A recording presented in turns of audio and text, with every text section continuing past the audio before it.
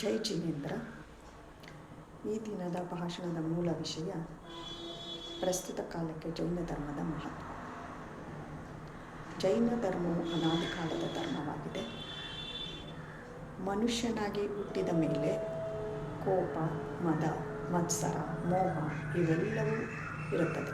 ಇವುಗಳನ್ನೆಲ್ಲ ನಿಯಂತ್ರಿಸಿಕೊಂಡು ನಾವು ಜೀವನವನ್ನು ಹೇಗೆ ನಡೆಸಿಕೊಂಡು ಹೋಗಬೇಕೆಂಬುದನ್ನು ಜೈನ ಧರ್ಮವು ಬಹಳ ಸವಿಸ್ತಾರವಾಗಿ ಜಿನರ ಮಾರ್ಗದರ್ಶನದಿಂದ ಗೌತಮ ಗಣಧರರ ಬರಹದಿಂದ ತಿಳಿದುಕೊಂಡಿದ್ದೇವೆ. ಜೈನ ಧರ್ಮದಲ್ಲಿ ಮೂಲ ಸಿದ್ಧಾಂತವಾದ ಅಹಿಂಸೆ, ಬಾಳು ಬಾಳಲು ಬಿಡು, ಅನೇಕಾಂತವಾದವನ್ನು ತಿಳಿಸುತ್ತಾರೆ. ಇದಲ್ಲದೆ ಮನುಷ್ಯರಾಗಿ ಹುಟ್ಟಿದ ಮೇಲೆ ಈ ಉತ್ತಮ ಗುಣಗಳನ್ನೆಲ್ಲ ನಾವು ಬೆಳೆಸಿಕೊಂಡು ಹೋಗಬೇಕೆಂಬುದನ್ನು ದಶಲಕ್ಷಣ ಪರ್ವ, ಷೋಡಶಭಾವನ ಅಂತ ಪರ್ವಗಳನ್ನು, ಅಂದರೆ ಬೇರೆ ಜಾತಿಯ ಥರ ನಾವು ಆಡಂಬರದ ಪರ್ವಗಳನ್ನು ಮಾಡದೆ ಸರಳವಾಗಿ ನಾವು ಉತ್ತಮ ಗುಣಗಳನ್ನು ಬೆಳೆಸಿಕೊಂಡು ಪರ್ವಗಳನ್ನು ಅರ್ಘ್ಯದ ಮೂಲಕ ಮಾಡುತ್ತೇವೆ. ಉತ್ತಮ ಗುಣಗಳೆಂದರೆ ಜೈನ ಧರ್ಮದಲ್ಲಿ ಮೂಲ ಮಂತ್ರವಾದ ನಮೋಕಾರ ಮಂತ್ರವನ್ನು ಹೇಳೋದು, ರತ್ನತ್ರಯವನ್ನು ಅಳವಡಿಸಿಕೊಳ್ಳೋದು, ಇದಲ್ಲದೆ ಕೆಲವೊಂದು ನಿಯಮಗಳಿವೆ. ಅದೇನೆಂದರೆ ನೀರು ಶೋಧಿಸಿಕೊಂಡು ಕುಡಿಯೋದು, ಸೂರ್ಯ ಅಸ್ತದ ನಂತರ ಊಟ ಮಾಡದೇ ಇರುವುದು, ಮಾಂಸಾಹಾರವನ್ನು ತ್ಯಜಿಸುವುದು ಇವೆಲ್ಲವೂ. ಇದಲ್ಲದೆ ನಾವು ಸನ್ಮಾರ್ಗದಲ್ಲಿ ನಡೆಯುವುದು ಎಂದರೆ ಏನು? ರತ್ನತ್ರಯಗಳನ್ನು ಅಳವಡಿಸಿಕೊಳ್ಳುವುದು. ರತ್ನತ್ರಯವೆಂದರೆ ಉತ್ತಮ ಸಮ್ಯಕ್ ದರ್ಶನ, ಸಮ್ಯಕ್ ಜ್ಞಾನ, ಸಮ್ಯಕ್ ಚಾರಿತ್ರ. ಅಂದರೆ ಉತ್ತಮ ದರ್ಶನ, ಉತ್ತಮ ಚಾರಿತ್ರವನ್ನು ಬೆಳೆಸಿಕೊಳ್ಳೋದು ಮತ್ತು ಕ್ಷಮಾಗುಣವನ್ನು ಬೆಳೆಸಿಕೊಳ್ಳುವುದು, ಶಾಂತಿಯುತವಾದಿ ಜೀವನವನ್ನು ನಡೆಸುವುದು, ತ್ಯಾಗ ಮನೋಭಾವನವನ್ನು ಬೆಳೆಸಿಕೊಳ್ಳೋದು, ದಾನ ಧರ್ಮವನ್ನು ಮಾಡುವುದು, ಮಾಂಸಾಹಾರವನ್ನು ತ್ಯಜಿಸೋದು ಇವೆಲ್ಲವೂ ಕೂಡ ಧರ್ಮದ ವಿಷಯವಾಗಿದೆ. ಇವೆಲ್ಲವನ್ನು ನಾವು ಜೀವನದಲ್ಲಿ ಅಳವಡಿಸಿಕೊಂಡರೆ ಸರಳವಾಗಿ ಸುಲಭವಾಗಿ ಜೀವನವನ್ನು ನಡೆಸಿಕೊಂಡು ಸನ್ಮಾರ್ಗದತ್ತ ನಡೆದು ಮೋಕ್ಷ ಮಾರ್ಗವನ್ನು ಪಡೆಯಬಹುದೆಂಬುದನ್ನು ಜಿನರು ನಮಗೆ ತಿಳಿಸಿಕೊಟ್ಟಿದ್ದಾರೆ.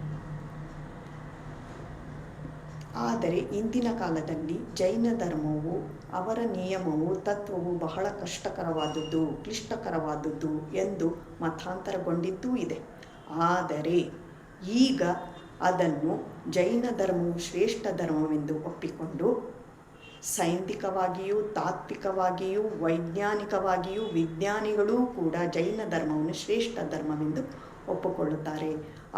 ಅವರ ನಿಯಮಗಳೆಲ್ಲವೂ ಕೂಡ ವೈಜ್ಞಾನಿಕವಾಗಿಯೂ ಮನುಷ್ಯರನ್ನು ಮಾನಸಿಕವಾಗಿಯೂ ದೈಹಿಕವಾಗಿಯೂ ಸದೃಢರಾಗಿಸುತ್ತದೆ ಎಂದು ಒಪ್ಪಿಕೊಳ್ಳುತ್ತಾ ಇದ್ದಾರೆ. ಹೇಗೆ?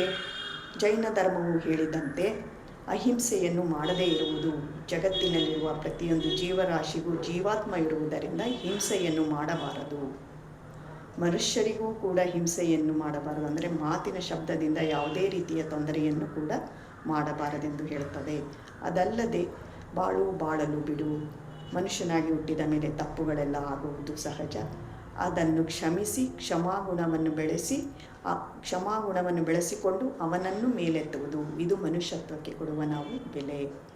ಅದಲ್ಲದೆ ಅನೇಕಾಂತವಾದವೆಂದರೆ ಪ್ರತಿಯೊಬ್ಬ ಮನುಷ್ಯನ ವಿಚಾರವೂ ಅಭಿಪ್ರಾಯಗಳು ಬೇರೆ ಬೇರೆಯಾಗಿರುತ್ತದೆ. ಅದನ್ನು ತಿಳಿದುಕೊಂಡು ಅವನ ಮಾತಿಗೂ ಮನ್ನಣೆ ಕೊಡುವುದು, ಇವನ ಮಾತಿಗೂ ಮನ್ನಣೆ ಕೊಡುವುದು, ಅವನ್ನೆಲ್ಲ ಕ್ರೋಢೀಕರಿಸಿಕೊಂಡು ಒಂದು ನಿರ್ಧಾರವನ್ನು ತೆಗೆದುಕೊಳ್ಳುವುದು. ಇದರಿಂದ ಏನಾಗುತ್ತದೆ ಎಂದರೆ ಶತ್ರುತ್ವಗಳು ಬೆಳೆಯದೆ, ವೈಷಮ್ಯಗಳು ಬೆಳೆಯದೆ ಸಮಾಧಾನಕರವಾಗಿ ಜೀವನವನ್ನು ಒಬ್ಬರಿಗೊಬ್ಬರು ಅರ್ಥ ಮಾಡಿಕೊಂಡು ಜೀವನವನ್ನು ನಡೆಸಿಕೊಂಡು ಹೋಗಬಹುದು. ಆದರೆ ಪ್ರಸ್ತುತ ಕಾಲದಲ್ಲಿ ಇವ್ಯಾವುದೂ ಇಲ್ಲ. ಶಾಂತಿಯುತವಾಗಿ ನಾವು ಜೀವನವನ್ನು ನಡೆಸುತ್ತಿಲ್ಲ, ಒಬ್ಬರಿಗೊಬ್ಬರು ಅರ್ಥ ಮಾಡಿಕೊಳ್ಳೋದಿಲ್ಲ, ವೈಷಮ್ಯವನ್ನು ಬೆಳೆಸಿಕೊಳ್ತಾ ಇದ್ದೇವೆ, ಶತ್ರುತ್ವವನ್ನು ಬೆಳೆಸಿಕೊಳ್ಳುತ್ತಾ ಇದ್ದೇವೆ, ಜಗತ್ತಿನಲ್ಲಿ ಯುದ್ಧಗಳು ನಡೆಯುತ್ತಾ ಇದೆ, ಶಾಂತಿಯುತವಾದ ಜೀವನವೂ ಇಲ್ಲ. ಆದ್ದರಿಂದ ನಾವು ಶಾಂತಿಯುತವಾಗಿ ಜೀವನವನ್ನು ನಡೆಸಿಕೊಂಡು ಮಾನಸಿಕವಾಗಿಯೂ ದೈಹಿಕವಾಗಿಯೂ ಸದೃಢರಾಗಬೇಕಾದರೆ ನಾವು ಜೈನ ಧರ್ಮದ ಮೂಲ ಸಿದ್ಧಾಂತವನ್ನು ಅಳವಡಿಸಿಕೊಂಡು ಹೋಗಬೇಕಾಗುತ್ತದೆ. ಇದರಿಂದ ಮನುಷ್ಯರು ಸಮಾಧಾನಕರವಾಗಿ ಜೀವನವನ್ನು ನಡೆಸಿಕೊಂಡು ಹೋಗಬಹುದೆಂದು ಹೇಳಬಹುದು. ಈ ವಿಷಯವನ್ನು ಪ್ರಸ್ತಾಪಪಟ್ಟ ತಮ್ಮೆಲ್ಲರಿಗೂ ಇಷ್ಟು ಹೊತ್ತು ಮಾತನಾಡಲು ಅವಕಾಶ ಮಾಡಿಕೊಟ್ಟ ತಮ್ಮೆಲ್ಲರಿಗೂ ಧನ್ಯವಾದಗಳನ್ನು ಅರ್ಪಿಸುತ್ತಾ ಇದ್ದೇನೆ. ಜೈ ಜಿನೇಂದ್ರ.